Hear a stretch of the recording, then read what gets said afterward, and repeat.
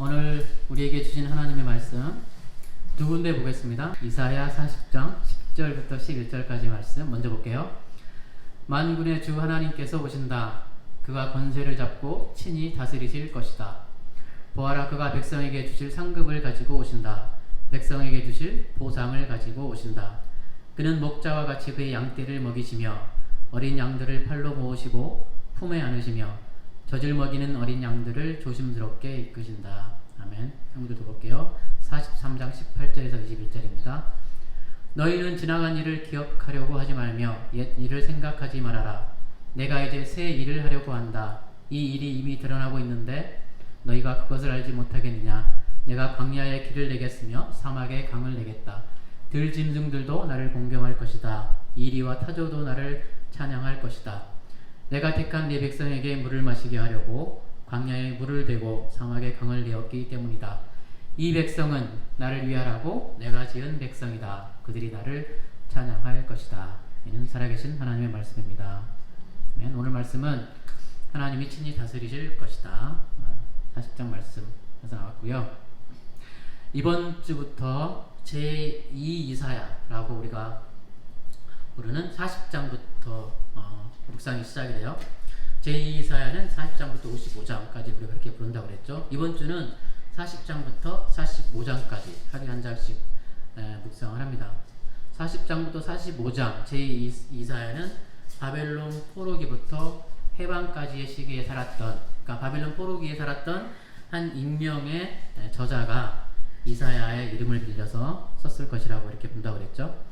1장부터 39장 우리가 지금까지 보았던 이사야 제1 이사야에는 아하스나 히스기야나 사렙 이런 왕들이 등장을 하는데, 이제 40장부터는 페르시아 왕 고레스만 등장을 해요.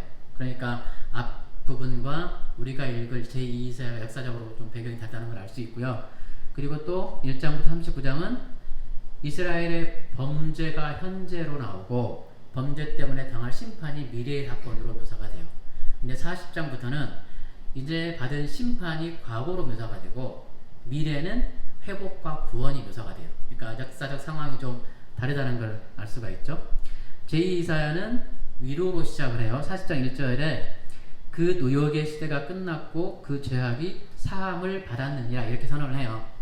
하지만 이제 우리가 에레미야에서도 봤고 호세아에서도 봤고 이사야 제2 이사야에서 봤듯이 북이스라엘을 멸망, 그리고 에레미야는 또 남유다만을 선포하니까 남유다의 멸망이 계속 예고가 되면서 회개하라 회개하라. BC 8세기에 이사야가 선포한 직후부터 예루살렘이 멸망한 것은 BC 6세기니까 한 200년, 100년, 200년간 예언자들이 계속 유다에 경고를 한 거죠. 이렇게 살면 너네 망한다, 심판받는다.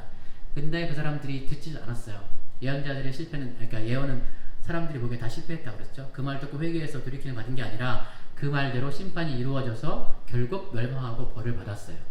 근데 40장부터 보면 이게 갑자기 과거의 시대가 되면서 이제부터는 심판은 끝났고 이제는 구원과 회복의 시대가 올 것이다 하고 이렇게 선언을 하는 거예요. 그래서 노역의 시대가 끝났고 복역의 시대가 끝났고 이렇게 선언을 합니다.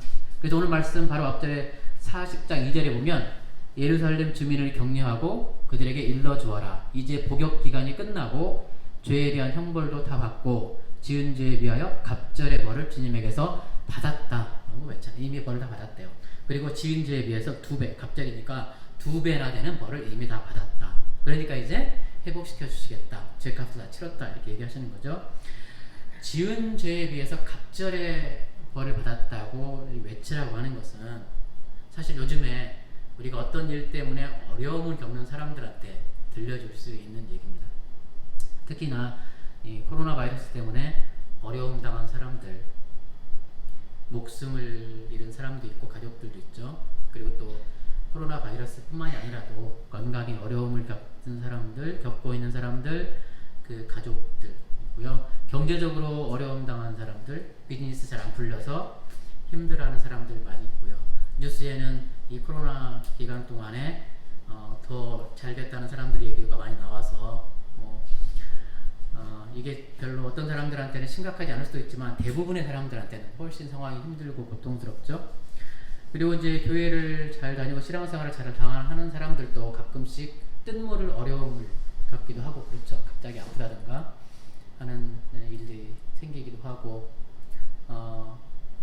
오늘 아침에도 어떤 분 얘기를 들었는데 갑자기 상태가 나빠져서 음식을 먹지도 못하고 관으로 음식을 튜브로 넣어야 되는 상황이 생겼다고 하는데, 근데 이런 일들이 생기면은요, 신방을 가거나 교인들끼리 가서 위로를 해준다고 하면서 꼭 어떤 사람들은 욥의 친구들처럼 와가지고 왜 그랬는지 원인을 분석해내서 설명을 해주려고 하는 사람들이 꼭 있어요. 제가 어렸을 때 중고등부 때 참 많이 봤던 게, 병원에 신방이라고 와가지고 11절을 네가 안 내서 그렇다는 둥, 예배를 빼먹어서 그렇다는 둥, 모임이 안 나와서 그렇다는 둥, 이제라도 나오면 고쳐주실 거야. 욥의 친구들이 한 얘기가 다 그거잖아요. 근데 위로가 아니고 몸도 아프거나 아니면 경제적으로 어려운 겪은 사람들한테 마음이 상처까지 주는, 절대로 위로가 아닌, 절대로 이거는 하나님 우리에게 주시는 방식이 아닌, 그렇죠? 이런 사람들한테 가서는 당신이 당할 고통의 2배는 이미 받은 것 같습니다. 이제 고통은 끝나고 하나님이 회복시켜 주시고 구원해 주실 것입니다 라고 차라리 위로를 해주는 게 더 낫죠. 그래서 이런 식으로 정죄하는 거 있잖아요. 당신이 뭘 잘못해서 그랬다, 이렇게 정죄하는 건 누가 제일 잘하냐면 이단들이 제일 잘해요. 그래서 그 조직의 노예로 만들어요. 당신이 내가 이렇게 말하는 걸 안 했기 때문에 이렇게 됐으니까 빨리 하루라도 이 상황에서 벗어나려면 내가 하는 말대로 해라. 그래서 이단의 그 조직의 노예가 돼서 그곳을 절대 벗어나지 못하게 만드는 이단의 술법이거든요. 근데 우리 예수 믿는 분들이 이런 똑같은 방식으로 사람을 위로한다고 하면 상처 주는 일들을 하지 않았으면 좋겠어요. 우리가 경제적인 문제든 관계적인 문제든 건강의 문제든 어려움 당한 사람들한테는 내가 보기에는 당신이 받아야 될 고통의 2배 이상을 이미 받은 것 같습니다. 하나님이 나에게 당신을 격려하고 이제는 괜찮아질 것이다, 하나님이 회복시켜 줄 것이다 라고 말씀하라고 하셨습니다. 하나님이 회복시켜 줄 것입니다. 자꾸 이렇게 우리 계속 했으면 좋겠어요. 그러면서 하시는 말씀, 하나님이 다스리신다. 주제니까 그거잖아요. 하나님이 다스리신다. 어떻게 회복이 되냐? 이제는 하나님이 친히 다스리는 시대가 왔다. 주제가 그거거든요. 그래서 시작의 말씀, 너희는 위로하여라, 나의 백성을 위로하여라. 왜? 이미 심판의 때는 지나갔고 하나님이 친히 오셔서 다스릴 그의 나라가 될 텐데, 너희는 가서 이제 그 길을 예비하라. 내가 왔다, 내가 다스릴 것이다, 너희는 나의 길을 예비하라. 이런 말씀을 하세요. 광야, 사막, 골짜기, 작은 산, 험한 곳, 이 모든 것들이 다 해결될 텐데 이 모든 것을 하나님이 오실 평탄한 길로 만들라, 이 말씀이에요. 어떻게 보면 우리가 이제 하나님이 오셔서 이 모든 것들을 다 평탄하게 해주실 것이다, 이렇게 기대하고 있을지 모르지만 하나님이 오시는 대로를 만들라고 우리에게 지금 명령하시는 거예요. 대로를 평탄하게 만들어서 왕이 지나갈 대로를 만들어라, 이렇게 얘기하시는 거거든요. 우리에게 주시는 말씀, 일단은 하나님의 다스리는 나라가 오면 이제 그까지 고통받고 어려움 당했던 사람들에게 위로받는 위로의 세상이 오게 될 것이라는 약속이고요. 두 번째, 그 세상이 오면 하나님의 영광이 나타나고 모든 육체가 그것을 함께 보게 될 것이다. 여호와의 영광의 왕이 오시게 될 것이다 하는 약속입니다. 그래서 광야건 사막이건 험한 땅이건 여호와의 길, 우리 하나님의 대로, 하나님이 다루시는 대로가 될 것이고 우리 하나님은 우리를 다스릴 왕으로 오실 것이다, 이런 약속입니다. 예수님께서 예루살렘에 입성하실 때 사람들이 자기 겉옷을 깔고 손 한우를 막 소리를 지르면서 환영했잖아요. 이게 그거예요. 여호와의 영광이 나타나고 모든 육체가, 예루살렘 주변의 모든 사람들이 예수님이 왕으로서 예루살렘 성에 입성하는 걸 보았어요. 사람들이 환호하고 소리를 질렀죠. 그때에 여호와의 영광이 나타나고 그곳에 모인 사람들이 함께 이것을 보았습니다. 사복음서가 다 이 장면을 묘사하면서 오늘 이 말씀이 이루어질 것을 확정을 해주죠. 우리 인생은 풀은 마르고 꽃은 시드는 것 같지만 하나님의 말씀은 영영이 있으리라, 이 하나님의 약속입니다. 광야와 사막, 험한 산에 대한 언급은 바벨론 포로기의 이스라엘 사람들을 얘기하는 거예요. 그리고 그곳에서 돌아오는 길, 이제 바벨론에서 풀려나서 예루살렘으로 돌아오잖아요. 그 돌아오는 길이 이제 광야, 사막이로부터의 강인하고 세민하고 대로가 알려서 평탄하게 돌아올 것이다. 이 대로에서 왕이신 하나님이 앞서가시고 이스라엘 백성은 그 뒤를 따라오게 될 것이다 라는 말이에요. 푸른 마르고, 이것은 이스라엘 사람들, 광야 바벨론의 포로로 잡혀갔던 사람들의 상태, 이거예요. 말라파 시드로 같은 그 상태에 있던 이스라엘 사람들, 그 사람들에게 하나님의 말씀이 선포되었습니다. 이제 하나님이 오셔서 친히 다스리실 것이고 회복되고 구원된 그런 나라가 올 것이다. 왜? 하나님의 말씀이 영영이 그 가운데 설 것이기 때문에 너희의 상태가 지금은 포로기 혹은 또 광야에 무리 없이 헤매는 자들 같은 마른 꽃 같으나 그러나 우리 하나님의 말씀은 영원히 설 것이다 하는 말이죠. 너희는 하나님의 말씀의 능력 때문에 이제 영영이 살아나리라 이렇게 하신 말씀입니다. 그래서 제2 이사야 40장부터 55장까지는 하나님의 말씀이 굉장히 많이 강조가 돼요. 네, 바벨론 포로로 살고 있던 사람들한테 근본적인 희망은 딱 이거밖에 없어요. 하나님의 약속, 하나님의 말씀. 이 말씀은 신실하시고 능력이 있기 때문에 반드시 이루어질 것이라고 하는, 아무것도 의지할 것 없는 포로 생활 이스라엘 사람들한테 오직 의지할 것이라고는 하나님의 말씀, 하나님의 약속밖에 없는 거죠. 그래서 40장 첫방부터 하나님의 말씀에 대한 강조가 돼요. 하나님의 말씀의 능력에 근거해서 구원과 회복이 선포가 되어지는 거예요. 그 밖에는 아무것도 없어요. 지금 상황으로는 아무것도 기댈 게 없는 거예요. 지금 말씀이 선포되었을 뿐이에요. 말씀 외에 아무것도 없어요. 여전히 포로기이고 여전히 바벨론 사람들의 억압 아래에 있고 여전히 우리의 종교는 무시당하고 있어요. 그제 여호와의 신 사람들이 하나님께 제사를 드리고 예배를 드리잖아요. 마르둑을 섬기는 바벨론 사람들이 하하하, 마르둑한테 정복당해서 포로로 끌려와 있는 신, 마르둑의 포로가 된 여호와, 저희는 아직도 저 여호와한테 예배를 드리는, 이렇게 무시당하고 비웃고 조롱거리가 되어 있었지만 그러나 여전히 그들은 하나님의 말씀의 능력을 여전히 믿고 있었던 거죠. 그리고 믿어야 된다고 예언자들이 계속 선포를 하는 거예요. 그리고 40장 첫머리에 지금 말씀의 그 능력이 선포가 되죠. 이 제2이사야 마지막 55장에 역시 말씀의 능력에 대한 선포가 이루어져요. 이제 읽어드릴게요. 비와 눈이 하늘에서 내려서 땅을 적셔서 싹이 돋아 열매를 맺게 하고 씨 뿌리는 사람에게 씨앗을 주고 사람에게 먹거리를 주고 나서야 그 근원으로 돌아가는 것처럼 나의 입에서 나가는 말도 내가 뜻하는 말을 이루고 나서야, 내가 하라고 보낸 일을 성취하고 나서야 나에게로 돌아올 것이다.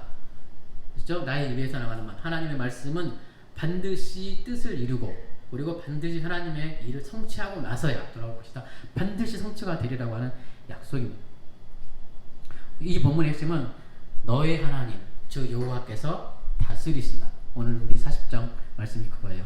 하나님 나라의 도래, 이게 이스라엘 사람들한테 유일한 희망이었습니다. 포로로 잡혀가 있는, 자기의 나라도 아니고 자기의 땅도 아니고 자기 삶의 주인도 아닌 남의 나라에 포로로 살고 있는, 노예로 살고 있는 사람들에게 유일한 희망이란 하나님이 다스리는 하나님 나라의 도래입니다. 그 나라에서는 하나님의 사랑받는 자녀로 자유인으로 살아왔었고 앞으로 살아갈 그 나라를 기대하는 거죠. 11절에, 오늘 본문 11절에 목자 얘기 나오죠. 목자도 역시 같은 뜻이에요.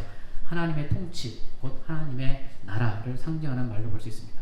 그래서 이사야에서 말하는 그 좋은 소식이 뭐냐? 우리가 요즘 말하는 복음이라고 하죠. 복음이 좋은 소식이잖아요. 좋은 소식은 평화, 구원과 같은 말로 쓰입니다. 무엇이 좋은 소식이냐면 하나님이 통치하신다. 이게 좋은 소식이고 이게 구원이고, 하나님이 통치하시면 어떤 세상이 온다고 그랬어요? 평화의 세상. 2장 11장에서 우리가 봤던 평화의 세상이 오게 될 것이다. 그 평화의 나라가 곧 오게 될 것이다 하는 약속이죠. 이거야말로 그 고통 가운데 있던 사람들에게 가장 큰 위로이고 힘이었던 거죠. 오늘 우리가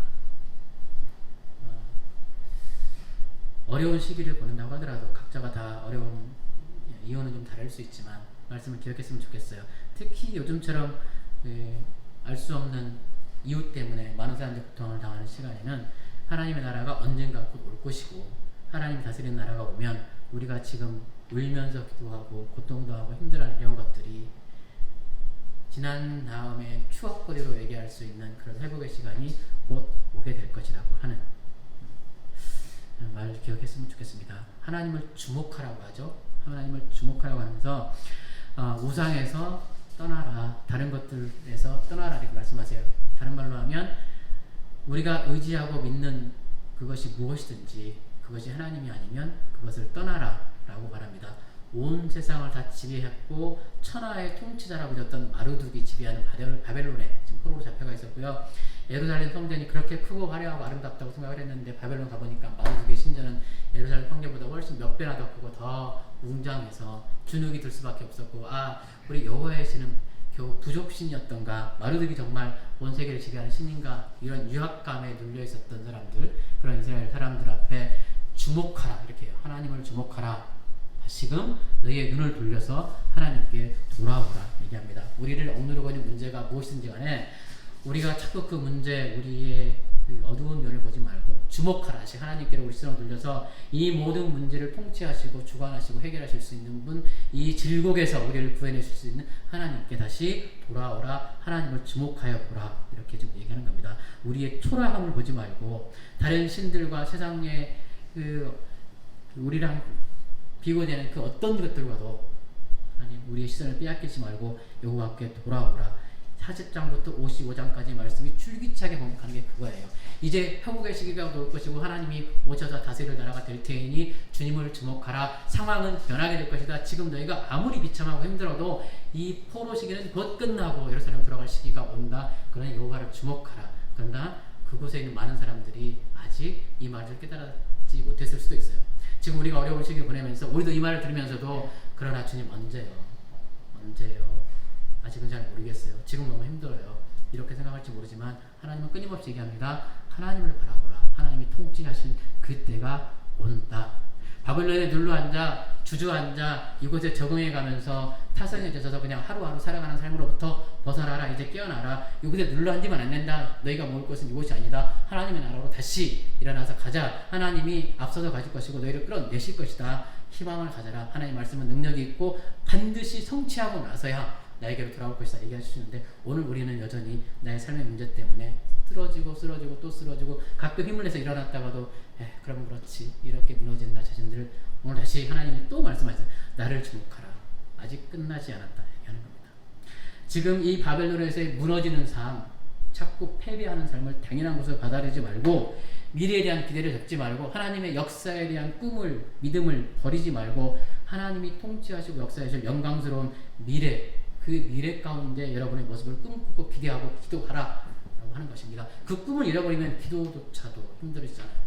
그렇잖아요. 하나님이 회복시켜 주시고 하나님이 통치하시면 하나님의 나라가 내 안에서도 이루어질 것이라는 꿈이 없으면 어떻게 뭘 기도하고 우리가 기도할 수 있겠습니까? 기도하라는 거죠. 하나님을 바라보라. 40장 위의 본문이 계속 반복하는 게 이거예요. 이 핵심이 새 일이 반드시 이루어질 것이다. 하나님이 이룰 것이다. 그래서 아까 43장 그 첫 절에 옛 지나간 일을 기억하지 말고 옛 일을 기억하지 말라고 하잖아요. 이 말은 그동안 지나갔던 일을 다 잊어버리라는 얘기가 아니라 출애굽 때 광야에서 하나님이 어떻게 먹이셨고 마시게 했는지를 이스라엘 사람들이 다 기억하고 있고 홍해를 어떻게 가르쳤는지 다 기억하고 있어요. 그 일을 잊어버리라는 얘기가 아니라 그 일보다 더 위대한 일들이 이제부터 더 놀랄 만한 새로운 일들이 더 엄청난 기적들이 이제부터 벌어질 것이니 앞날에 대한 기대가 더 클 것이라고 하는 예언이에요. 알겠죠? 그래서 하나님이 지금 이 순간 우리를 부르십니다. 우리의 눈을 다시금 하나님께 주목하라고 부르십니다. 하나님께서 증거를 보여주세요. 페르시아 고레스 얘기를 45장에 하면서 41장, 46장에 동방에서 부르고 북방에서 불렀다고 하는 사람이 고레스 왕이에요. 그러면서 그 40장부터 55장까지 나오는 역사적 인물이 유일한 사람이 고레스인데 이 바벨론을 무너뜨리고 페르시아 대제국을 건설할 이 왕을 내가 불렀다. 내가 세웠다. 심지어는 내가 기름 불러 이 자를 왕으로 세웠다. 내 뜻을 이루려고. 그가 너희를 예루살렘으로 돌아보낼 것이며 예루살렘을 회복하도록 너희에게 명령하실 것이다. 그는 나의 종이다. 이렇게 얘기를 합니다. 그러면서 그 증거로서 41장 25절, 46장 11절에 말씀을 해주시고요. 실제로 고레스는 550년에 메대를 멸망시키고 강국 리디아를 멸망시키고 주변의 약소국들을 다 정리한 다음에 바벨론으로 진격을 해요. 그때가 주전 539년이었는데 바벨론으로 들어가는데 바벨론이 그래도 제국이었는데 내분과 분열을 겪으면서 저항도 못하고 무혈 입성을 해서 바벨론을 점령을 해요.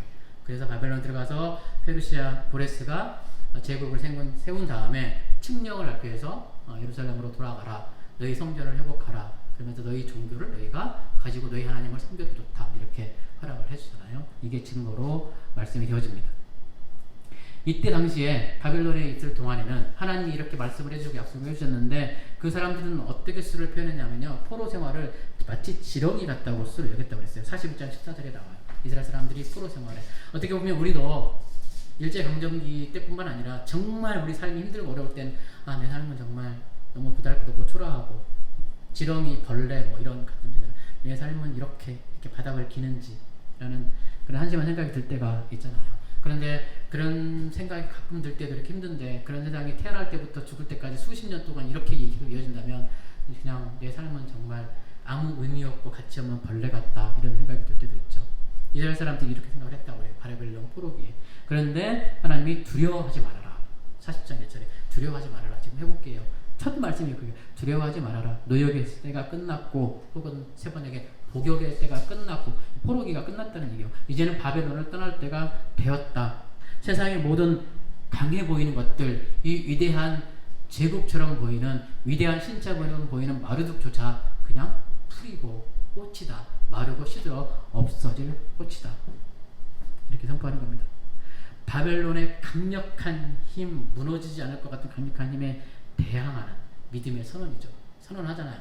지금 포로기가 끝난 다음에 선언하는 게 아니라 여전히 포로기에 있는 사람들, 여전히 어떤 어려움과 고통 가운데 삶의 무게 때문에 힘들어하는 오늘날 기독교인들한테 지금 문제가 아무리 힘들고 어렵더라도 그 모든 것들은 다 풀이고 꽂히고 시들고 마르고 없어질 것이고, 하나님의 말씀은 영영이 설 것인데 말씀은 우리에게 주어졌고 하나님의 통치가 우리에게 이루어질 것이고 하나님 우리를 회복시켜 줄 것이라고 하는 말씀이죠.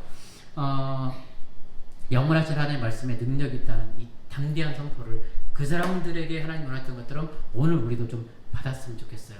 이 말씀 확신을 가지고 하나님이 나를 다스려 주시고 나를 회복시켜 주실 것이라고 하는 말씀, 이 말씀을 믿었으면 좋겠어요. 복음은요, 하나님의 말씀은 대체로 이스라엘이 스스로 참담하다고 여길 때, 완전히 실패했다고 여길 때, 그리고 이제 더 이상 의지할 곳이 없다고 스스로 믿을 때 하나님의 능력이 역사하는 경우가 훨씬 많았어요.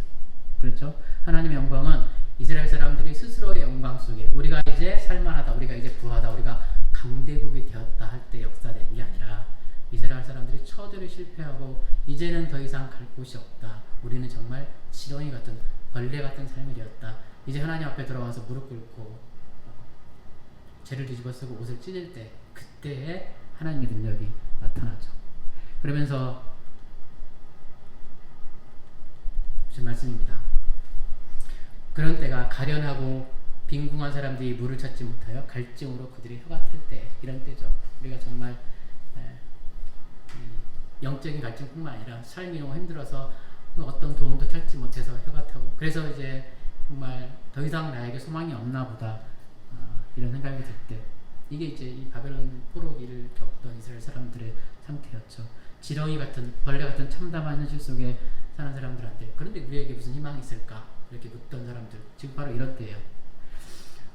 가련하고 가난한, 가련하고 빈궁한 사람들은 어떻게 희망을 품을 수 있을까? 망해버린 이 끔찍한 현실을 우리는 어떻게 극복할 수 있을까? 이런 때였습니다. 그런데 하나님이 41장 17절 한 절에 있는 같은 말씀이에요. 하나님이 그들에게 나 주가 그들의 기도에 응답하겠고 나 이스라엘의 하나님이 그들을 버리지 않겠다, 이렇게 선언을 해주십니다.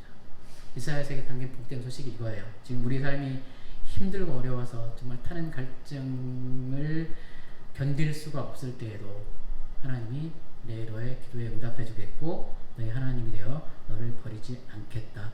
아무도 우리의 사정을 알아주지 않는다고 여기는 그런 순간, 스스로를 지렁이 같다, 벌레 같다고 여기는 그런 정말 끔찍한 현실을 살아온 사람들한테 하나님이 준 약속입니다. 내가 너의 기도를 들어주겠고 너를 버리지 않겠다. 그래서 이게 복음이에요. 이게 좋은 소식이죠.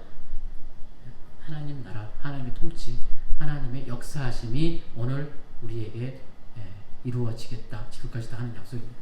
그래서 인간의 유한함, 우리 연약함이 드러나는 현장이 바로 그것이 하나님의 능력이 가장 두드러지게 나타나는 현장입니다.